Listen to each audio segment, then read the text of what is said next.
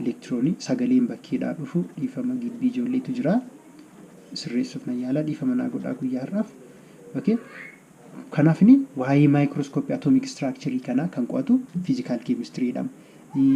Wanta keemikaal ri'aakshinii sana keessa keemikaal ri'aakshin maanneerra kana ri'aakshin inni qabanneerra.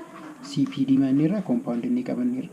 Atoomik piroopartii jechuun isuma amma structure ilaalle kana kan qo'atu physical chemistry. Example, rate of chemical reaction, speeditti chemical reaction in tokko H2O gaafa wal nyaate hydrogen lamaa fi oxygen tokko wal nyaatu rate yookaan speeditti rate reaction ittiin catalyst ni fayyadamu energy transfer ta'e physical structure gaafa fakkeenyaaf sodium fi chlorine wal nyaatu energy maaltu transfer ta'e physical structure maaltu cabe maaltu buqqa'e maaltu irraa hir'ate waan jedhu rate of chemical energy reaction isa kan qo'atu eenyudha physical chemistry dha jechuudha. Organic chemistry immoo study about containing a carbon. Organic chemistry compoundota yookaan substance maanni irra sila that may be CPD or element inni irra miti elementi yookiin compound carbon of keessaa qabu waa'ee isaa kan qo'atu fakkeenyaaf CO2 kun fakkeenyaaf carbon of keessaa qabu waan ta'eef organic chemistry waa'ee kana qo'ata jechuudha. Fakkeenyaaf kan biraa HCOOH waa'ee akkasii hydrocarbonii fa carbonii kan of keessaa qabu kan qo'atu eenyudha organic chemistry dha jechuudha.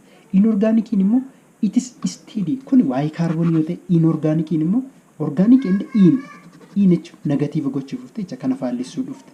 Organic edda ta'e as kanatti inorganic jedhamu kuni organic faallessuuf dhufte jecha in gaafatu it is a state of substance that is not primarily based on carbon.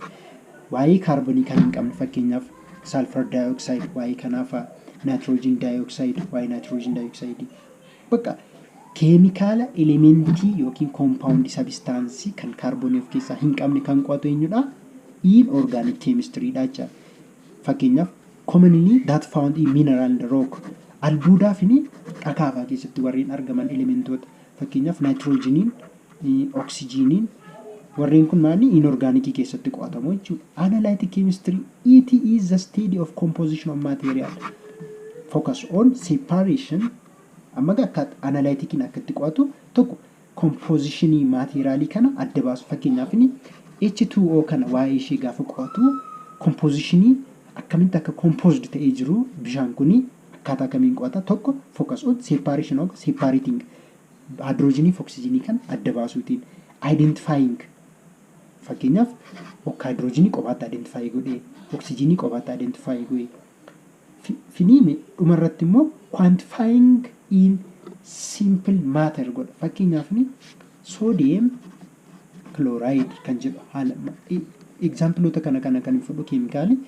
ammarratti salphaa kan sinii ta'u kana dhadhee yaadeen complex gochuurra salphaarra gara complexitti deemu wayyi.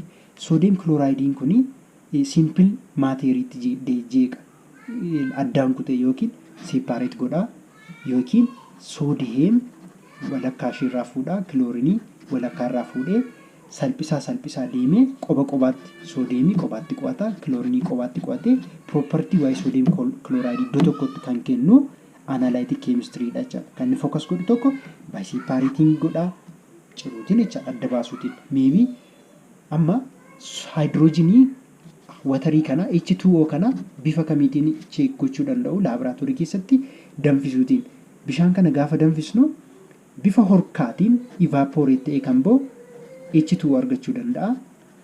Bifa jajjabootiin yookiin bifa gaazii amma kuni lamaan saayyuu hydrogeniinis oxygenis bishaan kanarraa bifa horkaatiin ba'a. Oxygeniin ni ba'a, hydrogeniin ni ba'a. Kanaga property isaa irratti hundaa'uutiin hurki bahu kuni wayin oxygeniidha, wayin hydrogeniidha. Daanatti baasu akkaataa kamiin separate godha. Separate maybe guggubuu ta'uu danda'a, affeeluu ta'uu danda'a, danfisuu ta'uu danda'a beekamu property fayyadamee identify godha sana booda quantify godha. Ammasaa compositionii keessa jiru adda baafata jechuudha. Eenyutu analytic chemistry. Baay'ee gaarii. Gaggabaabsinee chapter 1 fixaa jirra. Chapter 1 chemistry kutaa 9 kanadha. Inni dhumaa biochemistry-dha. Biochemistry immoo it is study of chemical process that occur in our living things. Chemical process. Fakkeenyaaf inni human being gaafa ilaallu digestive system keessatti dhalli namaa hydraulic chloric acid HCl hydraulic chloric acid uumamaan asiidiin digestive ta'uu nama keessa jira. Chemical process digestive system kan afaan kan qo'atu eenyudha? Biochemistry. Living things living things gaafa jennu that is plant and animal. Animalii keessa dhalli namaa tokko waan ta'eef biochemistry qo'ata jechuudha. Waa'ee pilaantii irratti chemical process fakkeenyaaf pilaantii irratti gaafa insecticide, pesticide, herbicide waan chemical adda addaa pilaantii tokkoof oomishnu waa'ee pilaantii sanaa jalqaban barraa sana booda keemikaalii sanaaf ta'u kan qopheessu eenyudha? Biochemistry-dha jechuudha. Kanaaf biochemistry baay'ee barbaachisaadha.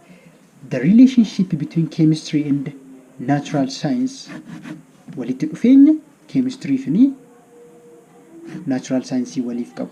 Chemistry-n jalqabuma irratti complex goonee dubbisuu irraa yoo entrance irratti ta'e qormaanni kan dhufu haala kanaatiin tokko biology chemistry biology faana relation guddaa qabu.